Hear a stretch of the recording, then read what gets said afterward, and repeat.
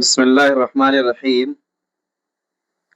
اردو زبان کی دوسری کا سبق خدا کی خلقت۔ اس کو پڑھیں گے خدا کی خلقت، خا پر زبر، معنی ہے مخلوق۔ خلقت خا کے زیر کے ساتھ معنی ہے پیدائش۔ یہاں پر ہے خدا کی خلقت یعنی خدا کی مخلوق۔ نیلا آسمان، روشن سورج، اجلا چاند اور جگمگاتے تارے کس نے بنائے؟ زمین پر ہوا، ہوا پر بادل، بادلوں میں بجلی اور بجلی میں کڑک کس نے بنائے؟ مے کی پھوار، اولوں کی بوچھار اور برف کے انبار کس نے برسائے؟ دھواں دھار کوہرا، بھینی بھینی اوس اور سفید پالا کس نے جمایا؟ یہ چوڑی چکلی زمین، گہرا سمندر، اونچے اونچے پہاڑ، ابلتے چشمے، بہتے دریا کس نے بنائے؟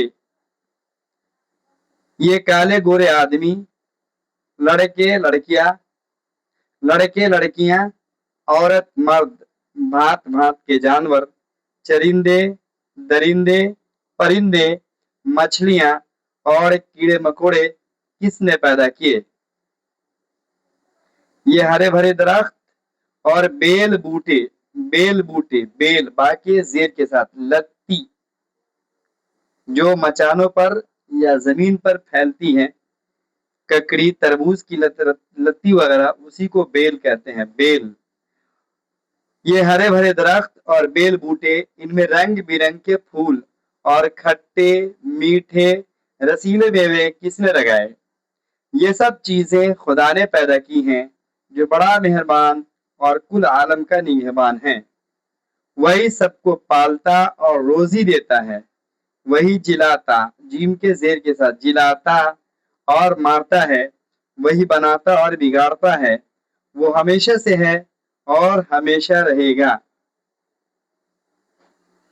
یہ سب چیزیں خدا نے پیدا کی ہیں جو بڑا مہربان اور کل عالم کا، کل من تمام، سارے، اور عالم من دنیا، لام کے زبر کے ساتھ، عالم من دنیا، نگہبان من محافظ، دیکھ ریکھ کرنے والا۔ وہی سب کو پالتا ہے اور روزی دیتا ہے، وہی جلاتا اور مارتا ہے، وہی بناتا اور بگاڑتا ہے، وہ ہمیشہ سے ہے اور ہمیشہ رہے گا۔ یہ اردو زبان کی دوسری کا پہلا چیپٹر خدا کی خلقت کا سبق ہوا۔ اس کے معنی اور اس سے متعلق کچھ اور باتیں پھر پڑھیں گے انشاءاللہ۔